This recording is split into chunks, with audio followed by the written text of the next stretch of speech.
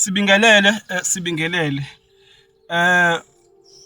Kule video sifisa ukukhuluma ngelembe eleka amanye amalembe ngokukhalipha. Inkosi yamakhosi, Ingonyama uShaka Zulu. Kona emlandweni wakwaZulu mubuka indlela amangisi ane-influence ngayo, kuyakhombisa ukuthi khona owawavumela ukuthi angene amangisi ebukhosini. Right? Kuyakhombisa ukuthi emakhosini asekahlala ehlalweni akhona amakhosi ayivumela lento yokuthi amangisi angene adominate. Sizokuprova lokho, right? Namhlanje umhla ka-24 September kumele ngabe usuku esilila ngalo, siyalila sidabukile, sashiwa ingonyama. Into ebuhlungu kangaka.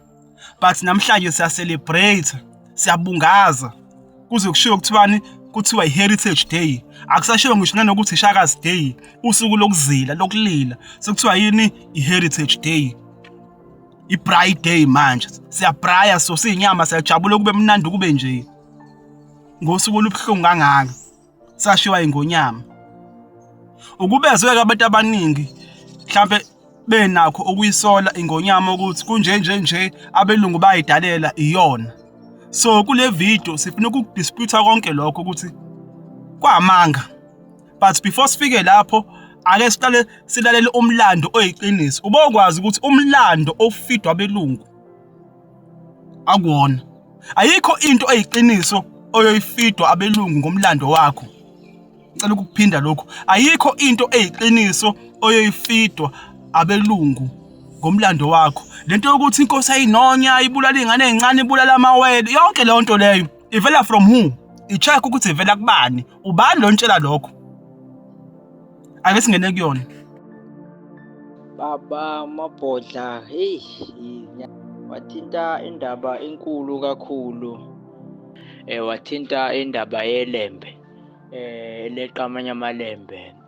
Ngathi uma ngivula nje indaba yelembe ngisho ngithi ayikho into enhle thina abantu abansundu simele silindele ukuthi iyobhalwa umlungu ibe yinhle ngomuntu onsundu. Ayikho into eyobhalwa umlungu ngomuntu omnyama enhle.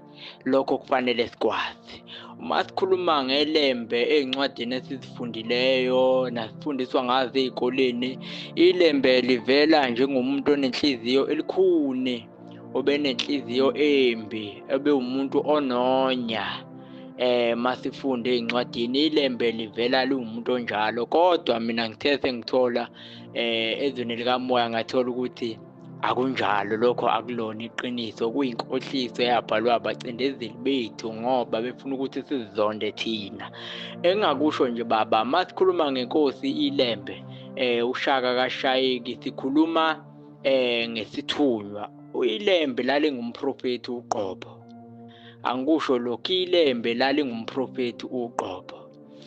Ukuzalwa kwelembe, ziningi izanusi ezambulelwa ngelembe zaseyitshela amakhosi akaZulu ayekhona ngaleso sikhathi.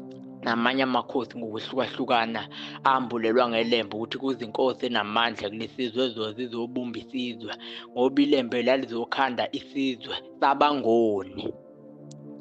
Isizwe sabangoni. Asiwona amaZulu kepha singabangoni kahle kahle.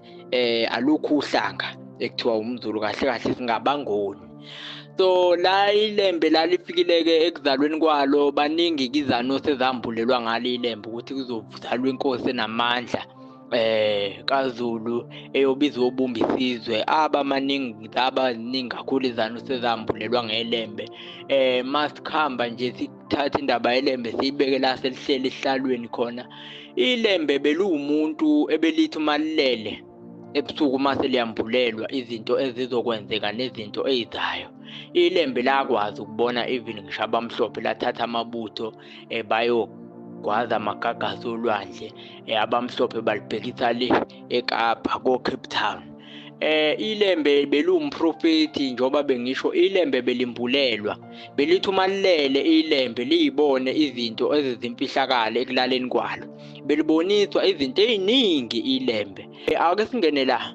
ekule ndaba le kuthiwa ilembe lalingabafuni abantu abafishane. Lokho akulona iqiniso, kungamanga alihlaza cwe asawabhalelwa abacindezeli ngoba befuna sizonde thina uqobo lwethu, njengoba kunabantu abayinyanyayo inkosi uShaka. Uma kukhulunywa ngoShaka kuthi akafela amathe phansi ngobani wakhohliswa umlungu noma umcindezeli. Ilembe baba abantu abafishane lalibathatha begade ebusuku. Eqala-ke kwagawulwa-ke iy'hlahla-ke kuphulwa iy'hlahla zibekwe zihlanganiswe kwakhiwe iy'tebhisi ezinde. Abantu abafishane ilembe lalibabeka ebusuku, yibo ababegade ebusuku begibele nasey'hlahleni ezinde bengalali ebusuku. Isikhathi sokuphumula babethola emini abantu abafishane. Ilembe lalingabafuni abantu abafishane empini ngoba impi lalithi lidinga abantu abade abazokwazi ukumelana nempi, ngoba abantu abafishane njengoba bebafishene nje mase kuliwa uthola ukuthi akasabonakali wayilo muntu, asigcine sigwazeka. Laselithi ilembe no, abantu abafishane akothi ebusuku uma sekulele kube yibo abagada isizwe. Kwakuyibo futhi ababebona izimpi ngoba babegibele ey'hlahleni nezinto ababezakhile begibela phezulu bengalali ebusuku begada izimpi. Uma kunento abayibonayo abangayizwa kahle babememeza, kuzwakale ngabo bememeza.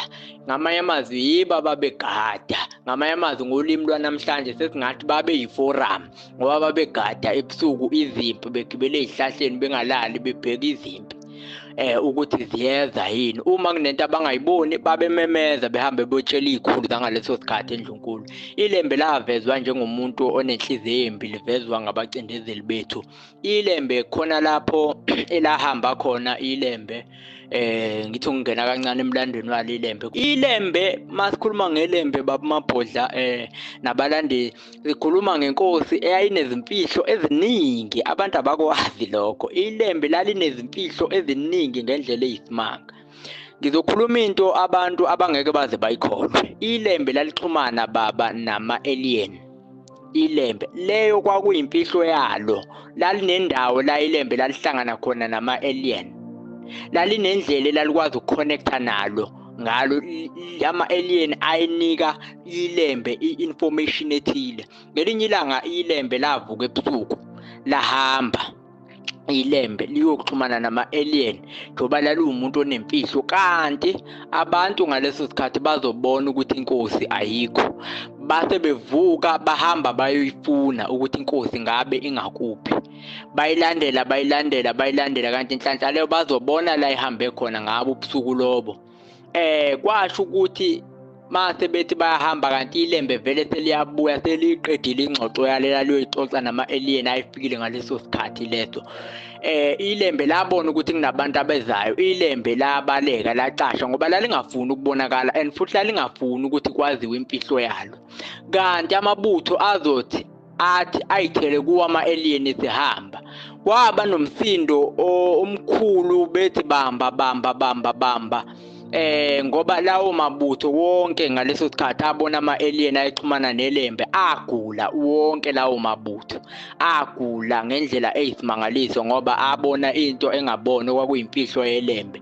Agula kakhulu lawo mabutho aze alashwa khokho umunye ubaba owayephiwe kakhulu engibulelweni naye izimfihlo zomlando.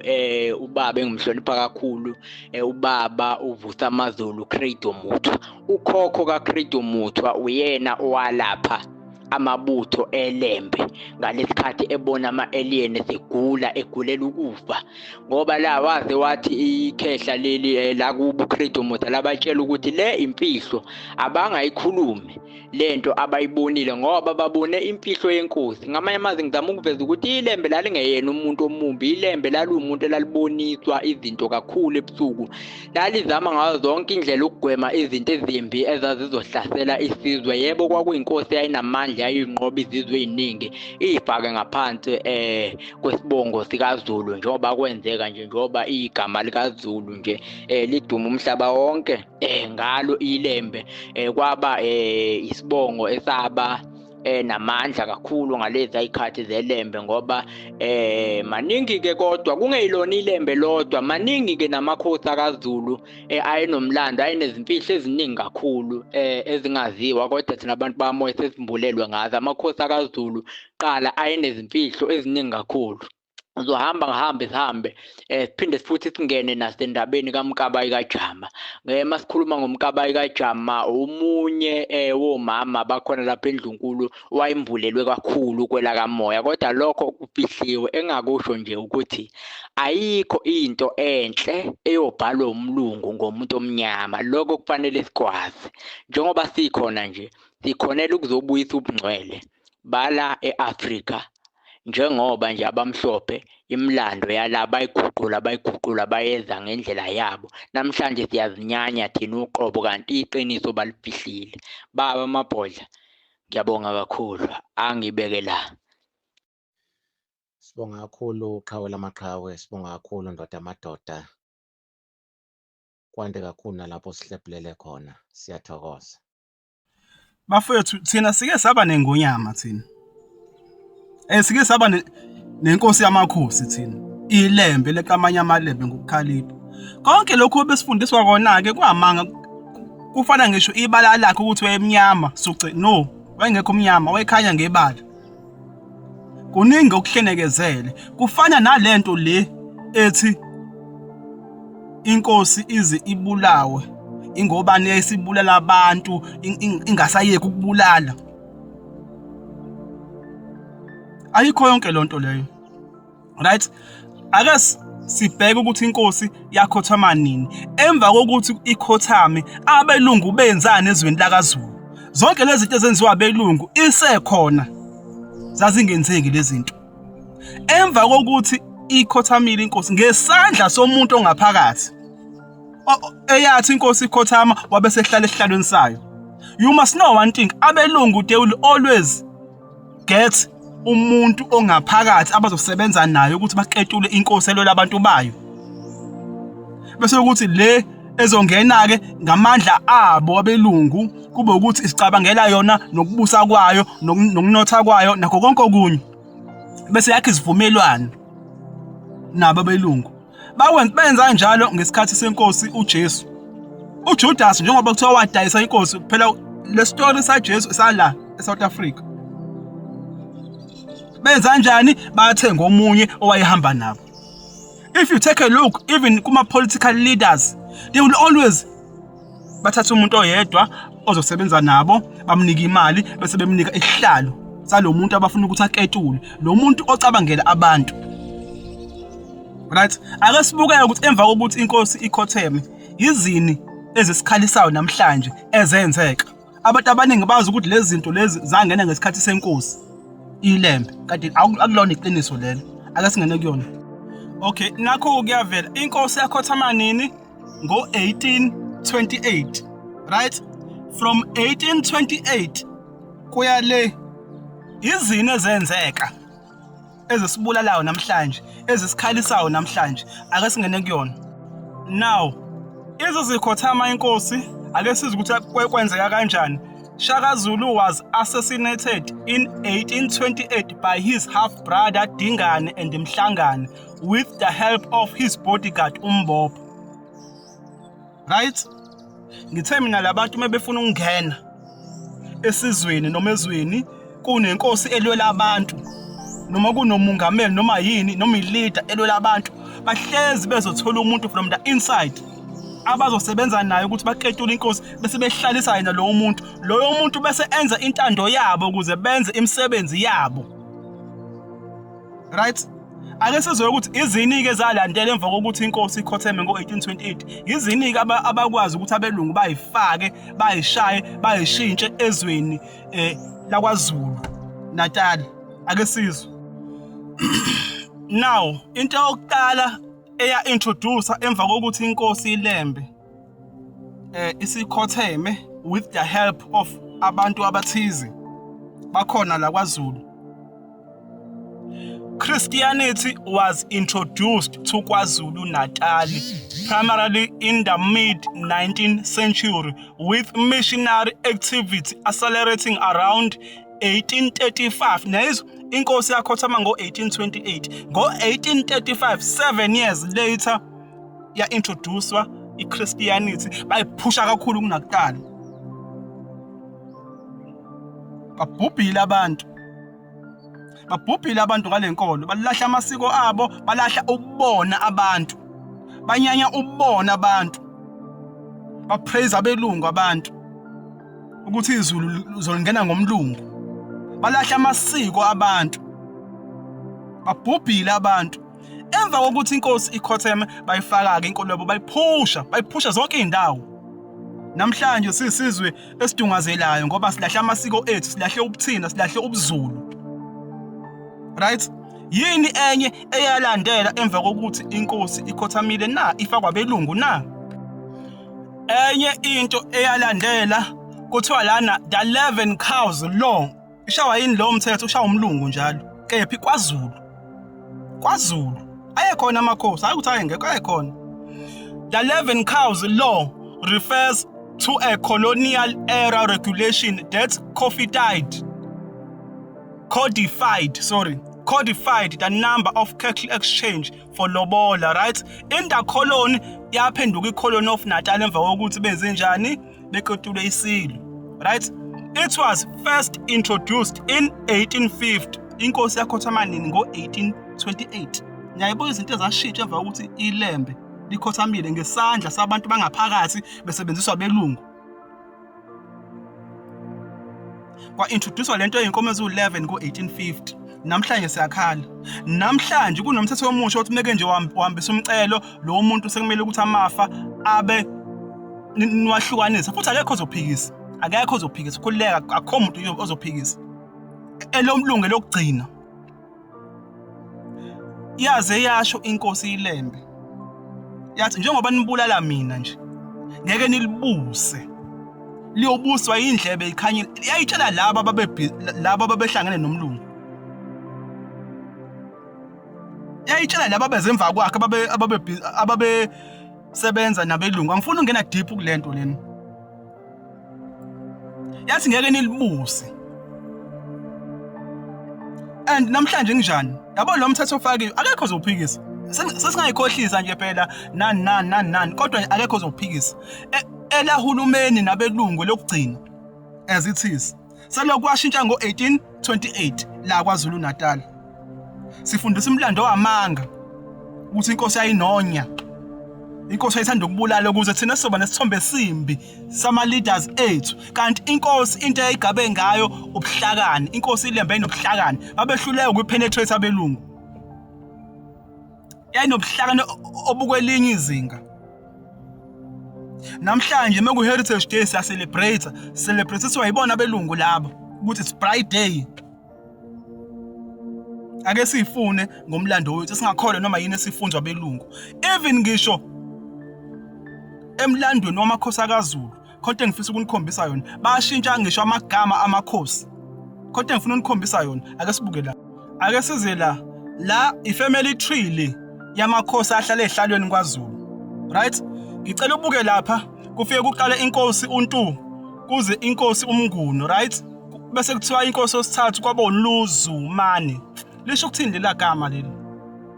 Luzumane lisho ukuthini lela gama? And leli gama selikholwa ngoba nisithatha into esifundzwa abelungu. Lela gama lela lihlanakazelo lela gama. Njengoba kuthiwa uZulu loya. uZulu uqala lapho uZulu. Kodwa thina sazi ukuthi uqala lapha enzansi kumfobo kaQwabi. uZulu uqala lapha phezulu. Njengoba ilembe lazohlanganisa uZulu, lazobutha bonke abantu abachithekile, libahlanganisa. Okusho ukuthi oQwabi obani bonke abangaphansi kwaZulu. Ngokwegazi, not ngokuthi wabunjwa, ngokwegazi. Leli gama lela uZulu, babethi Zuluman. Base baphendula lapha bafaka uLu bathi Luzumane. Kodwa konke lokho siyakufundzwa. Yini? Ngoba baba ne-access to imlando namagugu akaZulu emva kokuthi kukhotheme inkosi ilembe. Sicela ukuthi sibambe la, siyabonga kakhulu.